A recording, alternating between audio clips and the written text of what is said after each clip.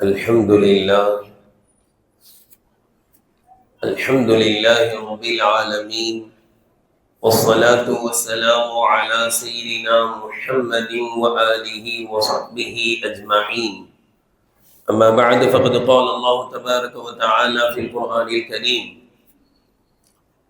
هو الذي جعل لكم الأرض ذلولا فامشوا في مناكبها وكلوا من رزقه وإليه النشور. صدق الله العلي العظيم. السلام عليكم ورحمة الله وبركاته. கண்ணியத்திற்குரிய கனவான்களே, பெரியோர்களே, அல்லாஹ்வின் நல்லடியார்களே, நேற்றைய இரவு தராவீஹில் ஓதப்பட்ட சூறாக்களில் சூரத்துல் முல்க் என்ற சூறா நமக்கெல்லாம் அறிமுகமான, பிரபல்யமான, ஓதி வருகின்ற ஒரு சூறா. அல்லாஹ் தஆலா அந்த சூறாவின் 15வது வசனத்தில் குறிப்பிடுகிறான்: ஹுவல்லதீ ஜஅல லகுமுல் அர்த தலூலா. அவன் உங்களுக்கு பூமியை வசதியானதாக ஆக்கி கொடுத்தான். அவன் உங்களுக்கு பூமியை வசதியானதாக ஆக்கி கொடுத்தான். அந்த பூமியில் வசிப்பதற்கு வீடுகள் கட்டி கொள்ளலாம்,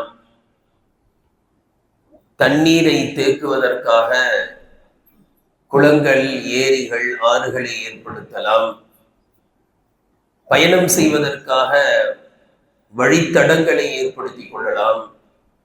நீங்கள் என்ன செய்ய வேண்டும் என்று நினைக்கிறீர்களோ அதற்கு வசதியானதாக அல்லாஹ் பூமியை ஆக்கியுள்ளான் என்று கூறியவுடன், எனவே அந்த பூமியின் நாலா பாகங்களுக்கும், எல்லா இடங்களுக்கும் நீங்கள் நடந்து செல்லுங்கள், இன்னும் அவனுடைய உணவை உண்ணுங்கள், அவன் பக்கமே நீங்கள் ஒன்று சேர்க்கப்படவிருக்கிறீர்கள் என்று அல்லாஹ் தஆலா கூறுகின்றான்.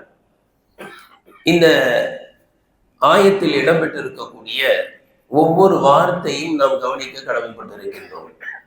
அல்லாஹ் தஆலா சொல்கிறான், பூமியை உங்களுக்கு வசதியானதாக நாம் ஆக்கியிருக்கின்றான் அல்லாஹ், எனவே அதனுடைய பாகங்களுக்கு நீங்கள் செல்லுங்கள் என்று சொல்லும் பொழுது மனாக்கிப் என்ற வார்த்தையை பயன்படுத்துகிறான். மனாக்கிப் என்று சொன்னால் அது மன்கப் என்ற ஒருமை சொல்லுடைய பன்மை. மன்கப் என்ற வார்த்தை மனிதனுடைய ஷோல்டர், புஜத்திற்கு சொல்லப்படும். ஒரு மனிதன் எவ்வளவு உயரமாக இருக்கிறான் என்பதை எதை வைத்துதான் என்ன செய்வாங்க? தலை வரைக்குமா அளவு பார்ப்பாங்க? எதை வச்சுதான்? ஷோல்டரை தான் பார்ப்பாங்க. ஷோல்டர் தான் உயரம். அப்ப மனிதனுடைய ஆக உயரமான பகுதி என்று எது கணிக்கப்படுகிறது? ஷோல்டர். இது அப்ப பூமியினுடைய புஜம். அப்ப என்ன அர்த்தம் வரும் அப்படின்னா, பூமியினுடைய உயரமான பகுதிகள் அப்படின்னு வரும். பூமியை உங்களுக்கு நான் வசப்படுத்தி கொடுத்திருக்கிறேன், அதனுடைய உயரமான இடங்களுக்கும் நீங்கள் செல்லுங்கள் அப்படின்னு என்ன அர்த்தம்? மலைகளை தாண்டி, நாடுகளை தாண்டி, கடல்களை தாண்டி நீங்கள் பயணம் செய்யுங்கள், செய்து என்னுடைய ரிஸ்கை நீங்கள் உண்ணுங்கள். அதாவது அல்லாஹ் என்ன சொல்ல வருகின்றான் என்றால், சும்மா வேலை கிடைக்கல, அது கிடைக்கலன்னு சோம்பேறி மாதிரி வீட்டிலேயே உட்கார்ந்துருக்காதீங்கன்றான். எல்லா இடமும் போக, ரிஸ்கை நான் வைத்திருக்கிறேன், என்னுடைய பூமியில் சுற்றி உழைத்து சம்பாதித்து என்னுடைய ரிஸ்கை சாப்பிடுங்கள். இங்கு நாம் கவனிக்க வேண்டிய இன்னொரு சொல் என்னவென்றால், பூமியில் நீங்கள் தாராளமாக பல நாடுகளுக்கு செல்லுங்கள் என்று சொன்ன அல்லாஹ் தஆலா அவனுடைய ரிஸ்கை உண்ணுங்கள் தான் சொன்னான். அந்த அவனுடைய வார்த்தையை போட்டான்னா, நான் போனேன், நான் உழைச்சேன், நான் சம்பாதிச்சேன், நான் சாப்பிட்டேன்னு நினைக்காதீங்க. முயற்சி தான் உங்களுடைய தருபவன் அல்லாஹ். நீங்க என்ன முயற்சி பண்ணாலும், நீங்க ரொம்ப கஷ்டப்பட்டாலும் என்ன பண்ணாலும் கஷ்டப்படுங்க, நான் கொடுக்கறத சாப்பிடுங்கன்றான். நீங்க உங்களுடைய திறமையினால் சம்பாதித்த நினைச்சிடாதீங்க, ஆனால் கண்டிப்பாக உழைக்க வேண்டும். உழைப்பு என்னுடையது, கொடுப்பவன் அல்லாஹ் என்ற நம்பிக்கை இருக்க வேண்டும். இந்த இரண்டையும் சேர்த்து இந்த வசனத்தில் அல்லாஹ் தஆலா குறிப்பிடுகிறான். உழைக்க வேண்டும், பயணம் செய்ய வேண்டும். அல்லாஹ்வின் பேரருள் இந்த ஆயத்தை அல்லாஹ் தஆலா நமக்கு கொடுத்ததினாலோ என்னவோ முஸ்லிம்கள் பெரும்பாலும் என்ன செய்யறாங்க, வீட்டுல உட்கார்றது இல்லை, ஓரளவு போறாங்க, வெளிநாடுகளுக்கு போறாங்க, எப்படியாவது கஷ்டப்பட்டு சம்பாதிக்கிறாங்க அல்லாஹ்வுடைய இதுல. ஆனால் நம்பிக்கை அல்லாஹ்வின் மீது இருக்க வேண்டும். அல்லாஹ் தான் கொடுக்கிறான் என்ற நம்பிக்கை இருக்க வேண்டும். ஒரு முஸ்லிம் சோம்பேறியாக வீட்டில் இருக்கக்கூடாது. அடிக்கடி சொல்வதுண்டு இந்த ஹதீஸை. ஹஜ்ரத் இப்ராஹிம் அலைஹிஸ்ஸலாம் அவர்கள் ஷாமில் இருந்து இஸ்மாயில் அலைஹிஸ்ஸலாத்தை எங்க விட்டுட்டாங்க, மக்காவில் விட்டு விட்டார்கள். எப்பயாவது தான் என்ன செய்வாங்க, பார்க்க வருவாங்க. அப்ப இப்ராஹிம் அலைஹிஸ்ஸலாம் கொஞ்சம் கொஞ்சமா வளர்ந்துருவாங்க. ஒரு நாள் வராங்க, கையை பிடிச்சி நடக்கிற அளவுக்கு ஆயிட்டாங்க. அப்பதான் அல்லாஹ் தஆலா கனவுல காமிச்சா இருக்கணும். கொஞ்ச நாள் கழிச்சு வராங்க, இஸ்மாயில் அலைஹிஸ்ஸலாம் கல்யாணமே ஆயிடுச்சு. அப்பதான் வந்து பாக்குறாங்க, வீட்டுல யாரும் இல்லை.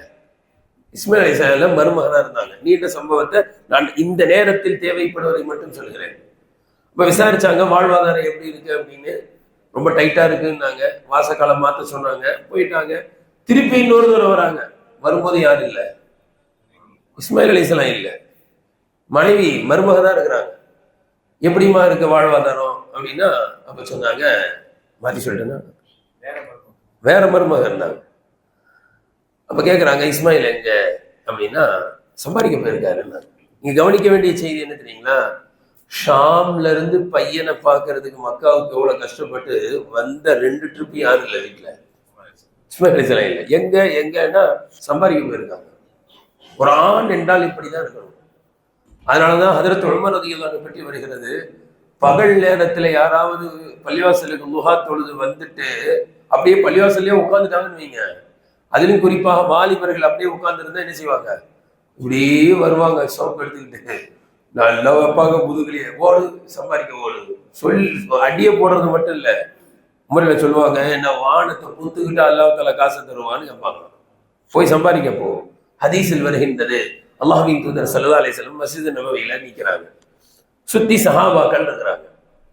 அப்ப அந்த வழியாக ஒரு வாலிபர், வாட்டச்சாட்டமான வாலிபர், சாதாரணமானவர் இல்ல, மின் ஜில்திஹா, அவருடைய உடம்பு, அவருடைய நிஷாத்தி, மின் நிஷாத்திஹி, சுறுசுறுப்பா வாட்டச்சாட்டமான ஒரு வாலிபர் என்ன செய்யறாரு, வேகமா தொழில் பார்க்கறதுக்கு போயிட்டு இருக்கிறார். இந்த பள்ளிவாசல்ல இருந்த சஹாபாக்கள்லாம் ரசூலுல்லாஹ் பத்தி, ரசூலுல்லாஹ் எவ்வளவு வாட்டச்சாட்டமான அழகான வாலிபர் வியாபாரத்துக்கு போயிட்டு இருக்காரு பாத்தீங்களா அப்படின்னு. உங்களோட அல்லாஹ்வுடைய பாதையில இருந்தா நல்லா இருந்திருக்குமே, எங்க வியாபாரத்துக்கு போயிட்டு இருக்காரு. ரசூலுல்லாஹி ஸல்லல்லாஹு அலைஹி வஸல்லம் சொன்ன சஹாபாக்களை பார்த்து சொன்னார்கள், அந்த வாலிபமான அந்த நபர் அவர் தன்னுடைய பெற்றோர்களுக்காக வேண்டி சம்பாதிக்க செல்வாரையானால் அவர் அல்லாஹ்வின் பாதையில் இருக்கிறார். அந்த வாலிபர் தன்னுடைய மனைவி, தன்னுடைய பிள்ளைகளுக்கு உணவளிக்க வேண்டும் என்பதற்காக சம்பாதிக்க சென்றார், அவர் அல்லாஹ்வின் பாதையில் இருக்கிறார். அவர் தான் யாரிடத்திலும் கையேந்த கூடாது, கௌரவமாக தன்னடக்கத்தோடு தன்னிறைவோடு கண்ணியமாக வாழ வேண்டும் என்பதற்காக அவர் சம்பாதிக்க சென்றால் அவர் அல்லாஹ்வின் பாதையில் தான் இருக்கிறார்.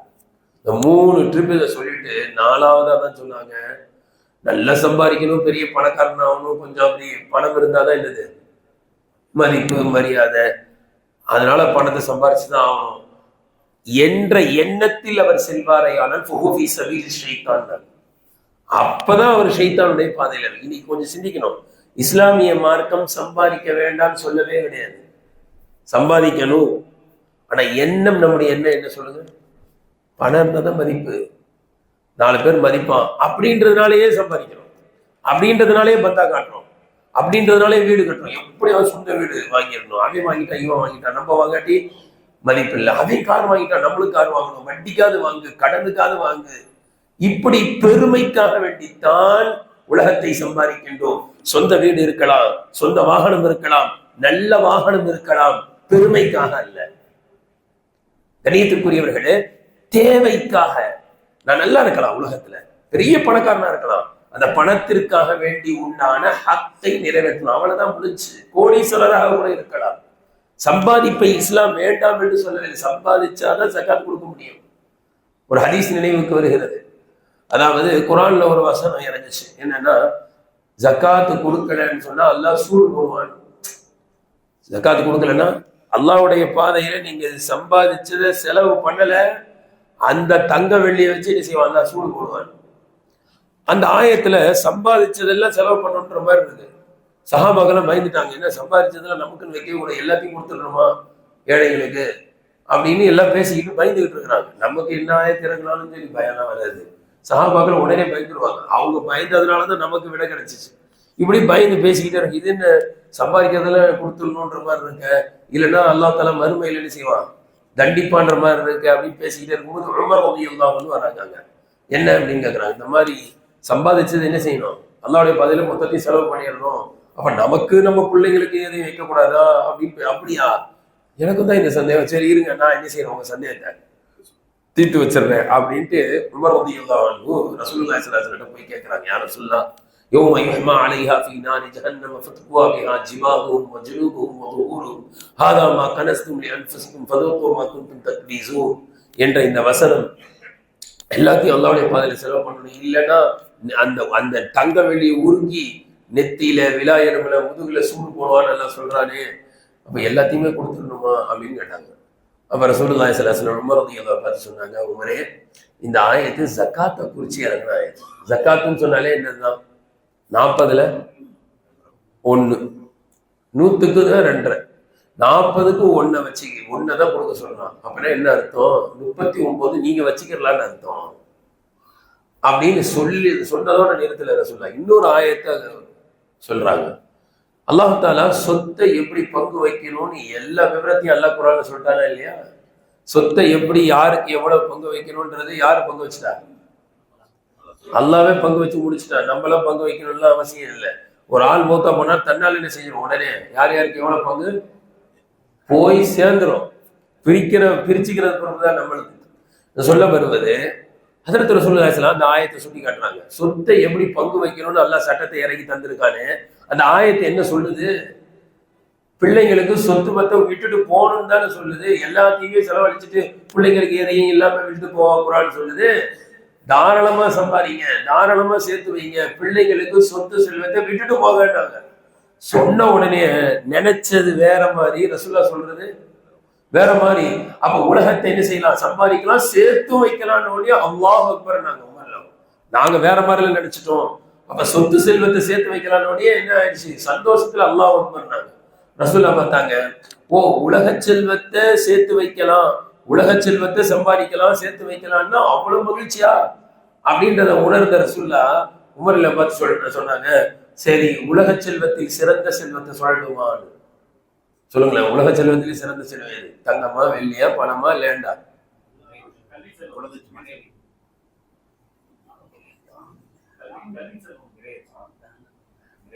மனைவின்னாங்க.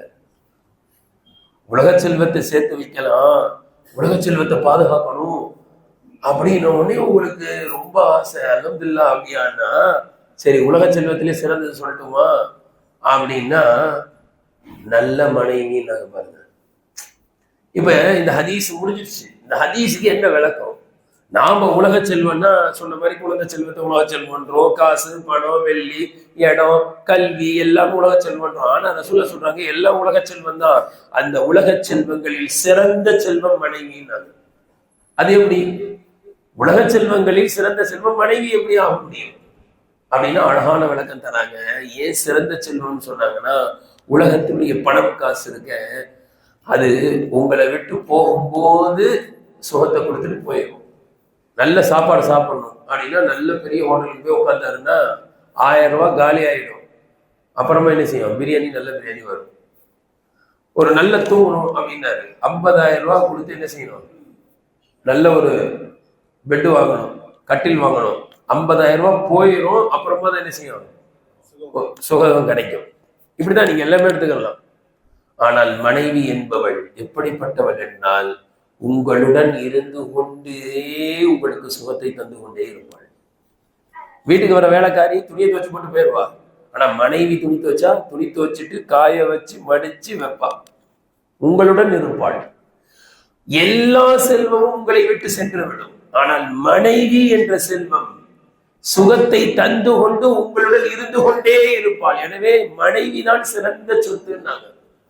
சொத்து செல்வத்தை பாதுகாக்கணும்னு நினைக்கிறீங்களே, உங்க மனைவியை உங்களோட வச்சு என்ன செய்யுங்க, பாதுகாத்துக் கொள்ளுங்கள் என்ற செய்தியை சொன்னார்கள். சொல்ல வருவது, உலக செல்வத்தை சம்பாதிப்பது சேர்த்து வைப்பது தவறில்லை. ஆனா அதை கொடுத்தவன் அல்லாஹ் என்ற நம்பிக்கை இருக்கணும். ஒரு ஹதீஸை இங்க சொன்னா நல்லா இருக்கும். ஹதீஸ்ல வருது, லவ் அன்னக்கும் ததவக்கலூன அலல்லாஹி ஹக்க தவக்குலிஹி லருஸிக்தும் கமா துர்ஸகுத் தைர். நீங்கள் அல்லாஹ்வின் மீது முறையாக நம்பிக்கை வைத்தால் பறவைக்கு அல்லாஹ் உணவளிப்பதை போன்று உங்களுக்கு உணவளிப்பான். ஹதீஸ் ரசூலுல்லாஹ் சொல்லிட்டு சொல்றாங்க, அந்த பறவை காலியான வயிறோடு செல்கிறது, மாலையில் திரும்பும் பொழுது வயிறு நிரம்பி வருகிறது. இப்ப இந்த பறவையோட ரசூலுல்லாஹ் ஒப்பிட்டு காமிக்கிறாங்க. அந்த பறவை மாதிரி நீங்க இருந்தீங்கன்னா பறவைக்கு தர மாதிரி உங்களுக்கு தருவான். பறவை என்ன செஞ்சிச்சுன்னா ரெண்டு செயல் செஞ்சிச்சு.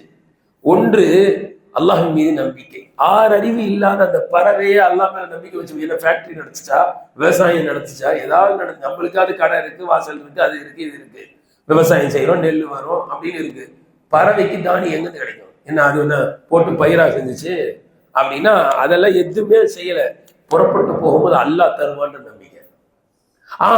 அல்லாஹ் தருவான், படைச்சவன் தருவான், படைச்சவன் பார்த்து பாட்டு அந்த 6 அறிவு இல்லாத பறவை கூட கூண்டுலயே உட்கார்ந்து இல்ல, அல்லாஹ் தருவான் அப்படின்னு உட்கார்ந்துட்டுல என்ன செஞ்சுச்சு? கூண்டை விட்டு சென்றது, குஞ்சுகளை விட்டு சென்றது, தானும் இரையை தேடி தின்றது, வரும்போது குஞ்சுகளுக்கும் கொண்டு வந்தது. இதே நம்பிக்கையோடு மனிதனும் முறையாக முயற்சி செய்தால் இரையை இறைவன் தருவான். இரையை இறைவன் தந்தால் அந்த இரையை தந்தது இறைவன் என்ற நம்பிக்கை வர வேண்டும். இந்த அடிப்படையில சம்பாதிக்கணும். கணித்திற்குறையில இங்கு இரண்டாவதாக கவனிக்க வேண்டிய ஒரு வார்த்தை என்னன்னா, ஃபம்ஷு என்ற வார்த்தை ரொம்ப முக்கியமா கவனிக்கணும். ஃபம்ஷு, பூமியில எல்லா இடம், எந்த இடத்துக்கு போங்க, ஏற்கனவே சொன்னோம், மலைகள் எல்லாம் தாண்டி, மேடான பகுதிகள் எல்லாம் தாண்டி போகன்றான். அதாவது ஏரோப்ளேன்ல பறந்து போகன்றான்.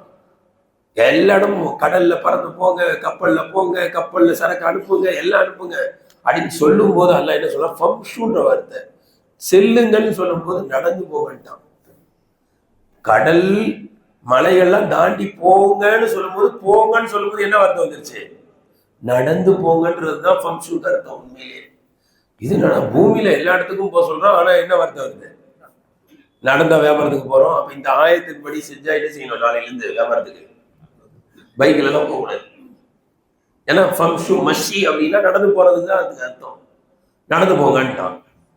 ஆனா அதே நேரத்துல தொழுகைக்கு வாங்கன்னு சொல்லும் போது அல்லாஹ் என்ன தெரியுமா சொன்னா, யா அய்யுஹல்லதீன ஆமனூ இதா நூதிய லிஸ்ஸலாத்தி மின் யௌமில் ஜும்ஆத்தி ஃபஸ்அவு இலா திக்ரில்லாஹ். வாங்க சொன்னா என்ன செய்யுங்க? பள்ளியை நோக்கி விரைந்து, சழி விரைந்து வாங்க, ஸ்பீடா வாங்கன்றான் அல்லாஹ். சழின்னு சொன்னா எதுக்கு சொல்லுவாங்க?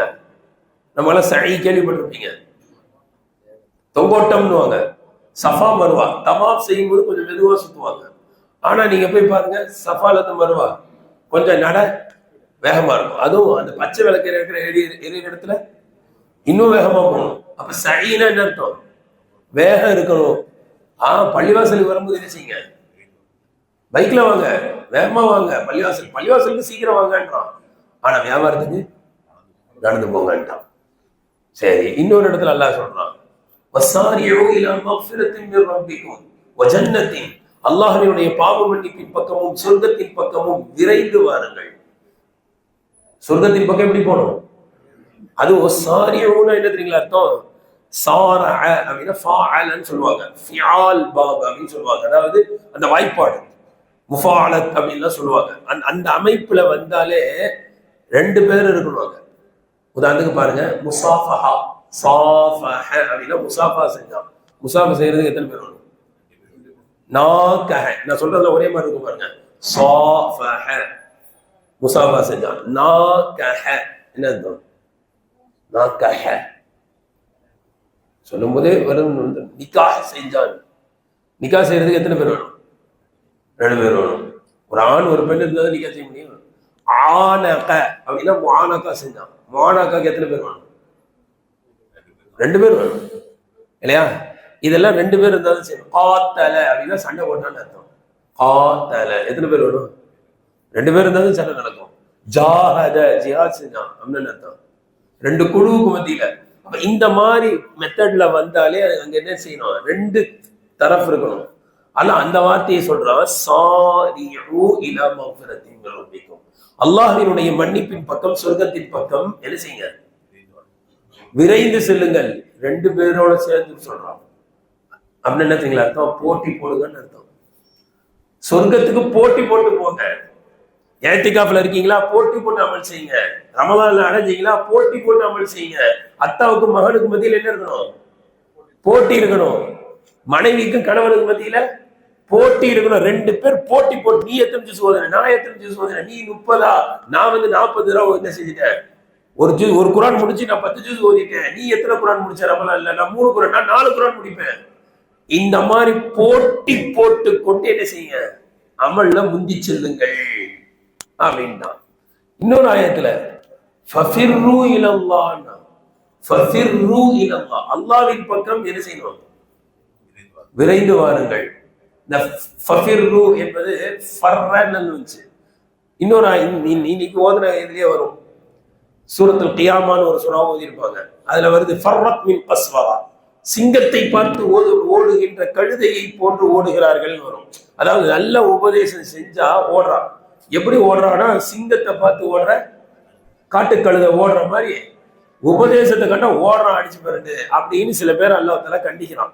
என்ன ஆச்சு உங்களுக்கு இப்படி ஓடுறாங்க, காட்டுக்கழுதை ஓடுவதை போன்று ஓடுகிறார்கள் சிங்கத்தை பார்த்து. அப்ப அந்த ஃபர்ர அப்படின்னு சொன்னா, காட்டு விலங்குகள் நம்மளை திறத்துனா எப்படி ஓடுவாங்க, பயந்து எதையாவது பார்ப்பாங்களா, அங்க இங்க எதையும் பார்க்க ஓடுவாங்கல்ல, அந்த வார்த்தையை பயன்படுத்துறான். ஃபர்ர அப்படின்னா காட்டு விலங்கு திறத்தும் பொழுது துண்டகான துணியகானு ஓடுற மாதிரி என்ன செய்யணும், அல்லாஹ்வின் பக்கம் ஓடணும் அப்படின்றான். இப்ப இந்த வார்த்தைகள்லாம் பாத்தீங்கன்னா அமலை பொறுத்த வரைக்கும் என்ன செய்யுது, ஸ்பீட காமிக்கிறான் அல்லாஹ்.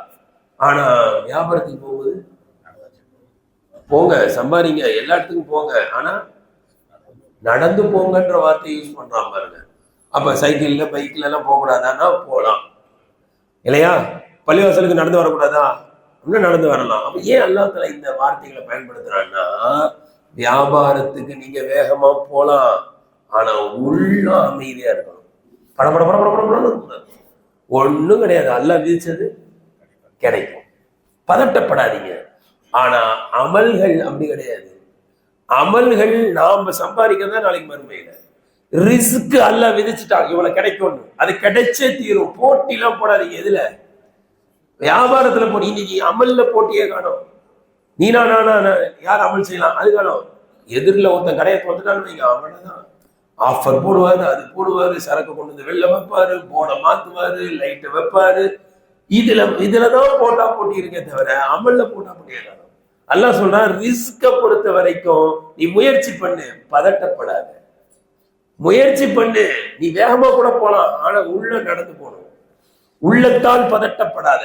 ஆனா தொழுகைக்கு வரும்போது ஸ்லோவா கூட வரலாம், ஆனா உள்ள பதறணும், உள்ள ஸ்பீடா இருக்கணும். ஏன் ஜமாத் மிஸ் ஆயிருமோ, எல்லாம் ரமலான் போயிருமோ, இன்னும் 2 நாள் தானே இருக்கு, 3 நாள் இருக்குன்னு உள்ள பதறணும் என்று அல்லாஹ் தஆலா இந்த விஷயத்தை அழகா இங்க சொல்றான். இதே போல இன்னைக்கு ஓதப்பட்ட வசனங்கள்ல சூரத்துல் கியாமால இன்னொரு விஷயமும் சொல்றான், மனிதன் அவசரப்படக்கூடாது என்ற செய்தியை சொல்றான். ரசூலுல்லாஹி ஸல்லல்லாஹு அலைஹி வஸல்லம் அவர்களுக்கு வஹி வருது. வஹி வரும்போது என்ன செய்வாங்க, ஆரம்பத்துல என்ன செய்வாங்கன்னா, ஜிப்ரீல் அலைஹிஸ்ஸலாம் ஓதும் போது என்ன செய்வாங்க, கடகட ரசூலா ஓதுவாங்க. என்னன்னா அதை என்ன செய்யணும், கேட்ச் பண்ணணும் அப்படின்னு வேகமா ஓதுவாங்க. என்ன சொன்னா, லா துஹர்ரிக் லிஸானக லிதஅஜல பி, நபியே அவசரப்பட்டு என்ன செய்ய வேண்டாம், இன் அலைனா ஜம்அஹு வ குர்ஆனா ஃபஇதா கரஅத ஃபத்தபிஉ குர்ஆனா ஃபஇதா குரிஅ. அல்லாஹ் சொன்னா, நபியே ஜிப்ரீல் அலைஹிஸ்ஸலாம் ஓதுனா அவசரப்பட்டு நீங்க நாவை அசைக்க வேண்டாம், ஓதுறத பொறுமையா கேட்டு அதுக்கு பிறகு என்ன செய்யுங்க, அப்படியே ஓதுங்க. உங்களுடைய இதயத்தை பதிய வைப்பது அல்லாஹ், நம்முடைய பொறுப்புன்னு அல்ல. அப்ப குர்ஆன் ஓதும் போது கூட என்ன செய்ய வேணாம், அவசரம் வேணாம், கடகட கடகடன்னு ஓதாதீங்க, பதட்டம் வேண்டாம், எப்பொழுதும் நிதானமாக இருங்கள். அல்லாஹ் தஆலா குர்ஆன்ல சொன்னா, குலிகல் இன்சானு மின் அஜல், மனிதன் அவசரக்காரனாகவே இருக்கிறான், படைக்கப்பட்டிருக்கிறான். அவனுடைய இயல்புல என்ன இருக்கும், ஒரு விதமான பதட்டம் எல்லா இடத்துலயும் இருக்கும், அவசரம் இருக்கும், எல்லாமே அவசரம் தான். நம்ம பார்க்கலாம், இந்த சென்ட்ரல்ல வந்து இறங்குவாங்க ட்ரெயின்ல, இறங்கும் போது இறங்குறவங்களுக்கு வழி விடாம என்ன செய்வாங்க சொல்லுங்க, ஏறுவாங்க. இந்த இறங்குறவர் என்ன தெரியுமா, அவர் அதுக்குள்ள என்ன அவசரம், அதுக்குள்ள என்ன அவசரம், இறங்க விடு இறங்க விடுன்னு திட்டிக்கிட்டே என்ன செய்வார், அறிவு இருக்கா, இறங்க வேணாம் அப்படின்ட்டு சொல்லி இறங்கி இவர் போய் பாரிஸ்ல எல்லாம் ஜாமான் வாங்கிட்டு வந்துட்டு இவர் ஏறுவார். இப்ப ட்ரெயின்ல இவர் எப்படி ஏறுவார் சொல்லுங்க? இப்ப இவருக்கு புத்தி போயிடும். ஏன்னா இறங்கும் போது அறிவு விட்டவன் அது இது திட்டின, இறங்கிறதுக்கு போது ஒரு இப்ப என்ன செய்வார், இறங்குவோம். இதுதான் அவசரக்காரன், எல்லாத்தையும் அவசரம், ஸ்பீடு ஸ்பீடு ஸ்பீடு. அல்லாஹ்வின் தூதர் ஸல்லல்லாஹு அலைஹி சொன்னாங்க, அவசரம் ஷைத்தானுடைய புறத்திலிருந்து வரக்கூடியது, நிதானம் அல்லாஹ்வின் புறத்திலிருந்து வரக்கூடியது. அவசர புத்தி ஷைத்தான் போடுறது. அவசரமா, அரபில் அழகா சொல்லுவாங்க, அவசர அவசரமா செஞ்சு கரெக்டா செஞ்சுட்டான் தப்புதான்றாங்க. நிதானமா செஞ்சு ஒரு தப்பாயிட்டா கூட அதான் ரைட்டு, ஏன்னா அவன் நிதானமா செஞ்சான். அவசர புத்தி இருக்கக்கூடாது. கணியத்திற்குரியவர்களே, ஹதீஸ்கள்ல வருதா இல்லையா, ஒருத்தர் துவா செய்யறாரு, வந்தாரு ஒருத்தர், உடனே கையேந்தி ஆள எனக்கு அதைத்தான் எடுத்தாங்க. ரசூலுல்லாஹி ஸல்லல்லாஹு அலைஹி வஸல்லம் அவரை பார்த்து சொன்னாங்க, மனிதரே நீ அவசரப்பட்டு விட்டாய்.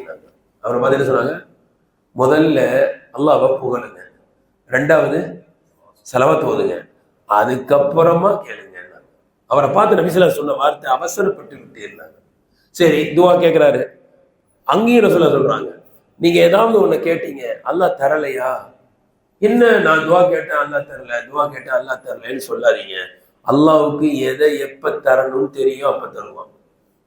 அதனால அவசரப்பட்டு நான் துவா கேட்டேன் என்னுடைய துவா கபூல் ஆகல, நான் துவா கேட்டேன் என்னுடைய கபூல் ஆகல அப்படின்னு அவசரப்படாதீங்க. உங்க துவாவை அல்லாஹ் எப்ப கபூல் ஆக்குவானா, நீங்க அவசரப்படாம இருந்தாதான் துவாவே கபூல் ஆகும்.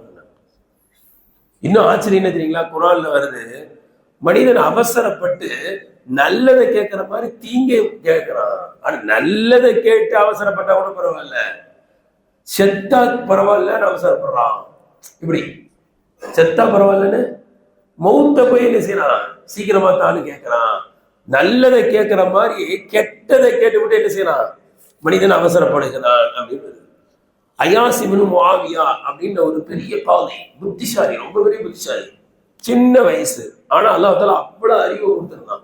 சின்ன வயசுல சீஃப் காசி ஆயிட்டாங்க, தலைமை நீதிபதினு சொல்லுவாங்க இல்லையா, தலைமை நீதிபதி. ஆனா வயசு ஒரு 25 தான் இருக்கும். அவர்கிட்ட வந்து ஒருத்தர் ரொம்ப கிண்டலா கேட்டாராம், என்னன்னு, தம்பி சீஃப் காசி, ஆனா என்ன கேட்கிறாரு, தம்பி உங்க வயசு என்ன, தம்பி உங்க வயசு என்ன? பதில் என்ன தெரியுமா சொன்னாங்க, என் வயசா உசாமத்து இப்னு ஸைத் ரலியல்லாஹு வயசு என்ன? என் வயசு என்ன வயசு, 25 20ன்னு சொல்லியிருக்கணும்ல, அப்படி சொல்லல. என்ன சொன்னாங்க, என் வயசு உசாமத்து இப்னு ஸைத் ரலியல்லாஹு வயசுனாங்க. எவ்வளவு பெரிய கருத்தை உள்ளடக்கி பதில் சொல்றாங்க தெரியுங்களா? அவரு கேட்கிறாரு கிண்டலா, இந்த வயசுலயே நீ எப்படிப்பா சீஃப் காசி ஆன அப்படின்ற மாதிரி கேட்டாருல்ல. இவர் அழகா பதில் சொன்னாரு, உசாமத்து இப்னு ஸைத் ரலியல்லாஹு சின்ன வயசு தான், சின்ன வயசுலயே ரசூலுல்லாஹ் என்ன செஞ்சாங்க, போர் தளபதி ஆக்குனாங்கல்ல, அந்த மாதிரி அல்லாஹ் என்ன ஆக்கியிருக்கான்ட்டாங்க, முடிஞ்சது. இவர் தீர்ப்பு வழங்குவாங்க பாருங்க, இது கூட ரொம்ப பிரமாதமா இருக்கும். 2 பேருக்கு மத்தியில ஒரு சின்ன பிரச்சனை. என்ன பிரச்சனைனா, அந்த காலத்துல எல்லாம் இப்பெல்லாம் பேங்க் இருக்கு, பாதுகாப்பா வைக்க பீரோ இருக்கு, எல்லாம் இருக்கு. அந்த காலத்துல ஒண்ணும் இல்லை, சம்பாரிச்ச காசு என்ன செய்வாங்க, வெளிநாடுகளுக்கு போகும்போது ஃப்ரெண்டு கிட்ட என்ன செய்வாங்க, கொடுத்துட்டு பாத்துக்கப்பா நான் வந்து வாங்கிறேன்னு போவாங்க. அது மாதிரி ஒருத்தர் 1000 தங்க நாணயம், எத்தனைங்க, 1000 தங்க நாணயத்தை தான் ஃப்ரெண்டு கிட்ட நல்லவன் நினைச்சு கொடுத்துட்டு நான் வந்து வாங்கிக்கிறேன்னு போயிட்டு ஒரு 2 வருஷம் கழிச்சு வந்து கேட்டாரு, இந்த மாதிரி போகும்போது 1000 தங்க காசு கொடுத்து தாப்பாரு. எப்பப்பா தந்த நீ? இன்னைக்கு வரைக்கும் நடக்குது. எப்ப நீ தந்த? ஏட்டெல்லாம் தரலையே. என்னப்பா சொல்றாரு, இந்த மரத்துக்கடியில வச்சு தந்தனப்பா 1000 தீனாரு. அதெல்லாம் எனக்கு எப்ப தந்த ஒண்ணுமே தெரியல, இன்னும் வளர்ற நீ யார்ட்டையாவது கொடுத்துட்டு ஏகிட்ட வந்து கேட்டுக்கிட்டு இருக்க. என்ன சொல்றாரு, யார்ட்டையோ கொடுத்துட்டு ஏகிட்ட வந்து கேட்கிறாரு. இவருக்கு நல்லா உறுதியா தெரியுது, கொடுத்தவருக்கு தெரியாதா? காலி அயாஸ் இப்னு முஆவியா, இது கூட கிடையாது, அயாஸ் இப்னு முஆவியா அவர் பேர். கூட்டு போய் உட்கார வச்சாச்சு. உட்கார வச்சு விசாரிச்சாங்க, என்னப்பா இது மாதிரி கொடுத்தாராம, எங்க வச்சு கொடுத்தீங்க நீங்க? இந்த மாதிரி இந்த இடத்துல ஒரு மரம் இருக்கு, அந்த மரத்தடியில் வச்சு கொடுத்தேன். கேட்குறாங்க, என்னப்பா அந்த மரத்தடியில் வச்சு தந்தா நம்ம ஞாபகம் இருக்கா? என்ன இல்லைன்ற. மரத்தடியில் எந்த மரத்தடி? இந்த மரம், அந்த மரமே தெரியாது. கொடுத்தாருன்றீங்க அந்த மரத்துக்கடியில, அந்த மரத்தடியில நான் போனதே இல்லை அப்படின்னு இவர் சொல்றாரு. சரி, அப்ப இவ்வளவு மறுக்கிறாரு, அப்ப நீ யார்ட்டையோ கொடுத்துட்டு என்ன செய்யறப்பா இவரை போய் தொந்தரவு பண்ணிக்கிட்டு இருக்க? நீ வேணா ஒண்ணு பண்ணு, எந்த மரத்தடியில வச்சு கொடுத்தேன்னு சொல்றியோ அந்த மரத்தடிக்கே போய் கொஞ்சம் என்ன செய்ய வச்சுப்பாரு. ஏன்னா சில சமயம் அந்த இடத்துக்கே போகும்போது தெரியும்ல அப்படின்னு ரம்சு விட்டாங்க. இவர் கிளம்பி எங்க போயிட்டு இருக்காரு, அந்த மரத்தடிக்கே போய் யோசிச்சுப்பாருன்னு சொன்னதுனால போறாரு. போய்கிட்டே இருக்கும்போது கொஞ்ச நேரம் ஆயிடுச்சு, இவர் இங்கே உட்கார வச்சுட்டாங்க. நீ வச்சுட்டு என்னவோ ஒர்க் பண்ணிக்கிட்டே இருக்க மாதிரி பண்ணிட்டு திடீர்னு, என்னப்பா அவர் போயிருப்பாரு அந்த மரத்தடிக்கு கேட்டாங்க.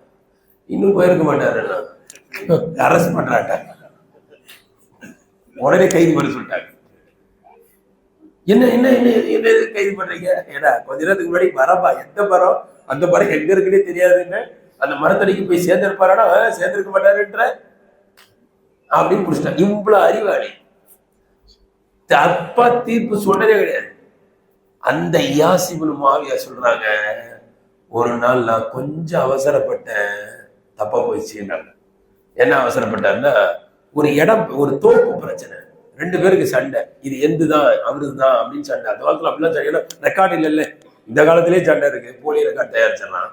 அந்த காலத்துல ரெக்கார்டு இல்லையா, இப்படிலாம் சண்டை வந்துடும். ஒரு பெரிய தோட்டம் எந்துன்னு, அந்த பெரிய தோட்டம் எந்துன்னு வேற ஒருத்தர் சொல்லுவாரு. இந்த கேஸ் வந்துருச்சு, வந்தா விசாரிக்கிறாங்க. ஒருத்தர் அந்த தோப்பு ஒருத்தர் தான், அந்த எதிர்பார்ட்டி எந்து சொல்லிக்கிட்டே இருக்கான். இவர் என்ன பண்ண விசாரிக்கும் போது கொஞ்சம் யாருக்கு தோப்பு சொந்தமோ அவர் எந்துன்னு சொல்றாருல, அவரை பார்த்து, ஏப்பா அந்த தோப்பு ஒன்றுன்றைய, அந்த தோப்புல எத்தனை மரம் இருக்கு சொல்லுன்னாரு. அவரு உடனே, இந்த வீடு உங்களுக்கு தானே? ஆமா. மேல கூரையில எத்தனை கட்டை இருக்கு சொல்லுங்க பாருங்க. அப்பதான் சொல்றாங்க, ஆஹா அவசரப்பட்டு செஞ்சுட்டேன், தோப்புல எத்தனை மரம் இருக்குன்னு சொல்லு பாக்கலான்னு கொஞ்சம் அவசரப்பட்டேன். உடனே அவர் என்ன செஞ்சாரு, இந்த வீடு உங்களுக்கு தானே? ஆமா. மேல எத்தனை கூரையில எத்தனை கட்டை இருக்கு சொல்லுங்கன்ட்டாரு. இந்த இடத்துலதான் நான் அவசரப்பட்டு என்ன செஞ்சுட்டேன், தப்பா ஒரு கேள்வி கேட்டுட்டேன். இதுதான் அவசரப்பட்டா முடிஞ்சு. குறிப்பாக வாலிபர்கள் வாகனத்துல போகும்போது என்ன செய்யக்கூடாது, அவசரப்படவே கூடாது. நல்லா பாதுகாக்கணும். அழகா சொல்லுவாங்க, இந்த பைக்குடைய உதிரி பாகங்கள் என்ன செஞ்சிடும், கிடைச்சிடும். ஆனா மனிதனுடைய கால் கை என்ன செய்யாது, உதிரி பாகம் கிடைக்குமா? எலும்பு போச்சுன்னா கிடைக்குமா? ராடு தான் வைப்பான், எலும்பெல்லாம் வர. இந்த அல்லாஹ் கொடுத்த இந்த கால் திரும்ப வர. என்ன அவசரம், கொஞ்சம் லேசா ஸ்லிப் ஆகி உண்டான்னு வைங்க, என்ன திரும்ப நடக்கும், அவனை போய் தூக்குவாங்க. அவனை தூக்கும்போது மெதுவா தூக்கணும். ஆம்புலன்ஸ் வந்து ஏத்தணும், ஏத்துனா அந்த என்ன செய்வாங்க, ஸ்ட்ரெச்சர்ல ஏத்தும் போது என்ன செய்யறான், காபூன்னு கத்துறான், மெதுவா மெதுவா மெதுவா, அங்கதான் அடிபட்டு இருக்கு, இந்த காலம் ஐயோ அங்கேயும் வலிக்குது. இவரை கொண்டு போய் ஹாஸ்பிட்டல்ல இறக்கும் போது மெதுவா இறக்கணும். அப்புறம் எக்ஸ்ரே அதில் தூக்கி வைக்கும் போது என்ன செய்யணும், வர மெதுவா வைக்கணும். டாக்டர் ஊசி பண்ணா மெதுவா, ஆப்ரேஷன் பண்ணா சொல்லுங்க மெதுவா. அடுத்து ஆப்ரேஷன் பண்ணி முடிச்சு டாக்டர் சொல்லுவார் இறங்கி நடவாரு. எப்படி நடப்பான், டாக்டர் சொல்லுவார் ஸ்பீடா நடரான்வார்.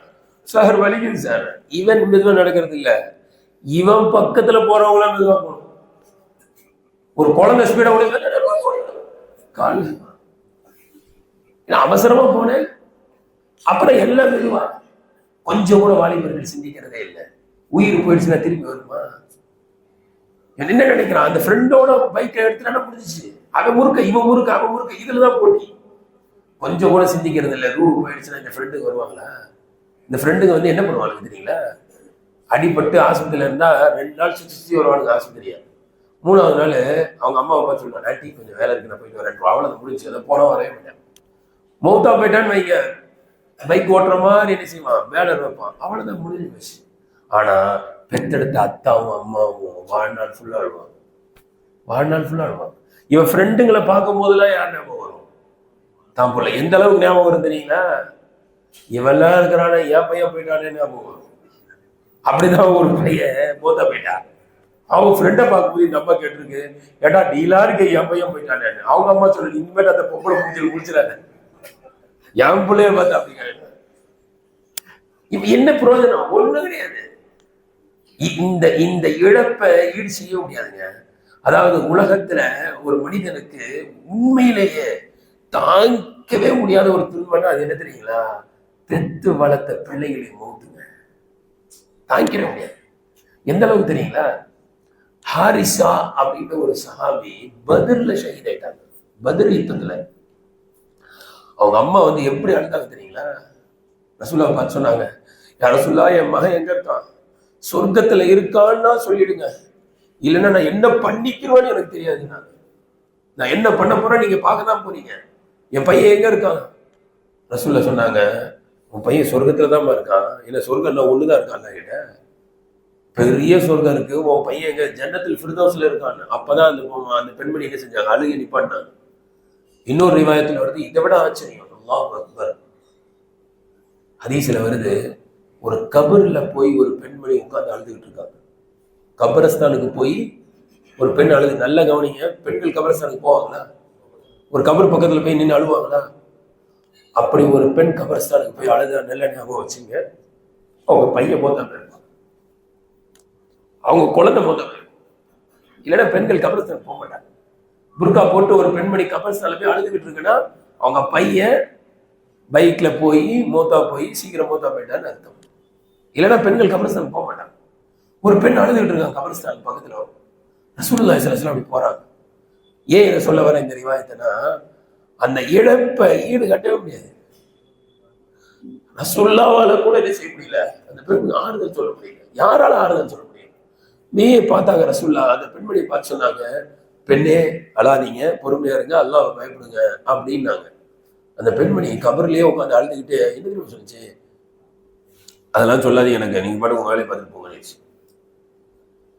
ரசூலுல்லாஹ்னு பார்க்கல, சொன்னது யாருன்னு தெரியல, அதை சகிச்சுக்க முடியல, அழுதுட்டு இருக்காங்க. அப்புறம் எல்லாரும் ஓடி வந்து சொன்னாங்க, அம்மா நீ யாரை பார்த்து சொன்ன தெரியுமா, உன்னை பார்த்து சொன்னது யார், பொறுமையாருன்னு சொன்னது யாரு, ரசூலுல்லாஹ். அந்த பொண்ணு ஓடுது ரசூலுல்லாஹ் வீட்டுக்கு. கதவுல அந்த ஹதீஸ்ல என்ன வருதுன்னா, பெரும் பெரும் தலைவர்களுக்கு எல்லாம் என்ன செய்வாங்க, வாசல்ல ஒரு ஆள் நிப்பாட்டி இருப்பாங்க, நில்லு தடுக்கிறதுக்கு. இங்க தடுக்கிறதுக்குலாம் ஆள் இல்ல, கதவை தட்டி உள்ள ஓடிடுச்சு பெண்மணி. யார சொல்ல, நீங்கன்னு தெரியாம சொல்லிட்டு யார சொல்ல, மன்னிச்சுங்க யார சொல்ல அப்படின்னு என்ன செய்யறாங்க, அந்த பெண்மணி சொல்றாங்க. சொல்ல வர்றது, குழந்தை மூத்தா போயிட்டா, முஸ்லீம்ல இந்த வரியாத்து புகாரில இருக்கு, முஸ்லீம்ல இருக்கு. முஸ்லீம்ல இருக்கு அந்த கபர் யாருடைய கபர்னா அந்த பெண்மணியுடைய பையன். ரசூலுல்லாஹ் பின்னாடி என்ன சொல்றாங்க, பொறுமையா இருமா, எனக்கு ஏற்பட்டது உங்களுக்கு தெரியாதுங்க. ஏன்னா அந்த பிள்ளைங்களுடைய இழப்பு அப்படி. எனவே வாலிபர்களுக்கு அன்பாக கேட்டுக்கொள்கிறேன், நிதானம் இப்பொழுதும் அவசியம். அல்லாஹ் தஆலா நம் அனைவர்களுக்கும் அல்லாஹ் தஆலா நோயற்ற வாழ்வு, நீண்ட ஆயுளை அல்லாஹ் தருவானாக. விபத்துகள், ஆபத்துகள், இப்படிப்பட்ட மரணங்களை விட்டு அல்லாஹ் தஆலா நம்முடைய பிள்ளைகள் வாலிபர்களை அல்லாஹ் தஆலா பாதுகாப்பானாக. வாஹிரு தஅவானா அல்ஹம்துலில்லாஹி ரப்பில் ஆலமீன். கணியத்துக்குரிய மிக முக்கியமான ஒரு அறிவிப்பு, அல்லாஹ்வின் பேரருளால் நாங்க நம்முடைய கணியத்திற்குரிய அப்பாஸ் ஹஸரத் நாங்கள் எல்லாருமே காஷ்மீர் மாசம் ஓதணும். அந்த மாஷா எல்லாம் நிறைய பணிகள், அதுல வந்து ஃபத்வாக்களுடைய பணிகள், மனாரதான்ற பத்திரிகையில வந்து மௌலானா பதில்கள் வரும். மௌலானா பதில்கள் அந்த பத்திரிகை எப்படிப்பட்டதுன்னு சொன்னா, அந்த பத்திரிகை எடுத்தா மௌலானா பதில்கள் தான் ஃபர்ஸ்ட் படிப்போம். ஏன்னா அவ்வளவு சுவாரஸ்யமா இருக்கும். மக்கள் கேட்கக்கூடிய கேள்வி, அதற்கான பதில். நாம வந்து என்னெல்லாம் கேள்வி கேட்கலாம்னு நினைப்போமோ அந்த கேள்வியில யாராவது ஒருத்தர் செஞ்சிருப்பாங்க, கேட்டிருப்பாங்க, அதற்கான அழகான பதில்கள் வரும். அது இன்ட்ரெஸ்டாகவும் இருக்கும் படிக்கிறதுக்கு. அப்படிப்பட்ட ஒரு அதுல இருந்து எல்லாத்தையும் தேர்வு செஞ்சாங்க, எல்லாத்தையும் எடுத்து தனி நூலாக என்ன செய்யறாங்க, வருஷம் வருஷம் ஓரளவு போட்டுருக்காங்க நூலான பதில்கள் சொல்லி. அது இன்ஷா அல்லாஹ் இப்பொழுது தங்களுக்கு முன்னால் வருகிறது. இன்ஷா அல்லாஹ் என்ன செய்யுங்க, இது எல்லோரும் எவ்வளவு 120 ரூபா, இன்னைக்கு 100 ரூபா. இன்ஷா அல்லாஹ் எல்லாரும் வாங்கிடலாமா? ரொம்ப பிரயோஜனமா இருக்கும். வீட்டுல பெண்களுக்கு எல்லாம் கொடுங்க, படிக்க வைங்க. இன்ஷா அல்லாஹ் வாங்க, எல்லாரும் வாங்க.